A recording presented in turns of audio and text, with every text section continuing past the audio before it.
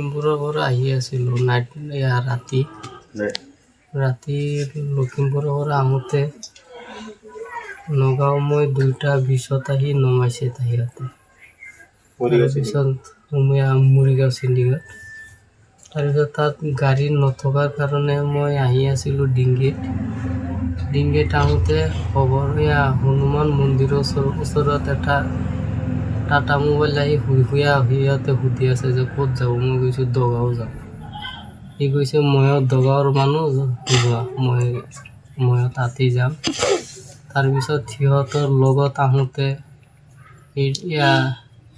মাজা এটা খুৱাইছে।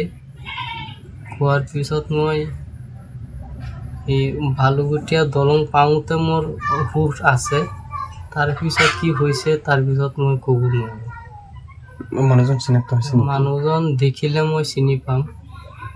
গাড়ী নম্বৰটো মনত আছে? গাড়ী নম্বৰ মনত নাই, গাড়ী নম্বৰ চোৱা নাই মই। আপোনাৰ নাম কি? মোৰ নাম শহীদুল ইছলাম। গাঁওখনৰ নাম দগাঁও। FIR দিছে। আমাৰ দগাঁৱৰ ল'ৰাটো শহীদুল ইছলাম আহি থাকোঁতে এনেকুৱা এটা ঘটনা হৈ গ'ল। এতিয়া আমি এইটোৱে ক'ব বিচাৰোঁ যে আমি ৰাতি অহা যোৱা কৰা আমাৰ অসুবিধা হৈ গৈছে। আমাৰ নিৰাপত্তাহীনতাত ভুগি আছোঁ আমি।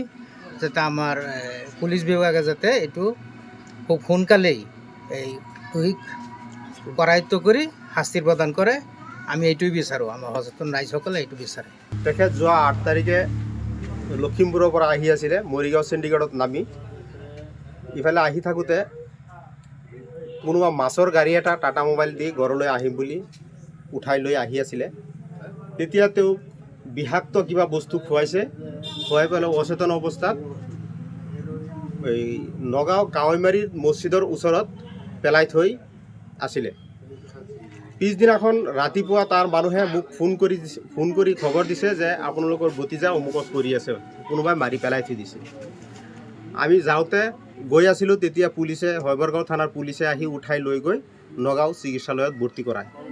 আমি গৈ পেলাই ভৰ্তি অৱস্থাত পাই তাৰ পৰা আমি ৰেফাৰ লিখাই নগাঁও ডিউকেয়াৰ হস্পিটেলত আনি চিকিৎসা কৰি তাৰ 2 দিন ICUত ৰাখি এতিয়া আমি ঘৰলৈ আহিছোঁ। 2 দিন ICUত ৰাখি 2 দিন আৰু বেডত ৰাখি আমি বৰ্তমান ঘৰত আনিছোঁ।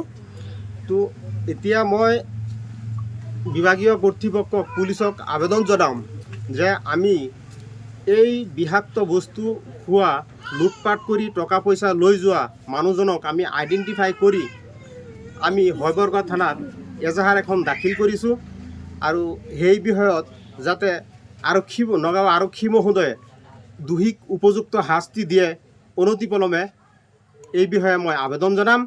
ইয়াৰ লগতে মই ক'ব বিচাৰিছোঁ, নগাঁও আৰক্ষী যদি সচেতন নহয় তেতিয়াহ'লে আমাৰ নিৰাপত্তা অতি গুৰুত্বপূৰ্ণ কথা হৈ গৈছে। আমি নগাঁৱত ৰাতি অহা যোৱা কৰা খুব ভয়ৰ কথা হৈ গৈছে। আমি ঘৰৰ পৰা ওলাব নোৱাৰা অৱস্থা হৈ গৈছে। যাতে এই দোষীক উপযুক্ত শাস্তি অনতিপলমে দিয়ে, আমি আইডেণ্টিফাই কৰি দিছোঁ। অনতিপলমে যাতে দোষীক শাস্তি দিবলৈ আমাক শান্তি দিয়ে। আপোনাৰ নামটো? মোৰ নাম দিদাৰুল হক। নগাঁও গাঁও প্ৰধান মই, মোৰ ভতিজা হয় শহীদুল ইছলাম।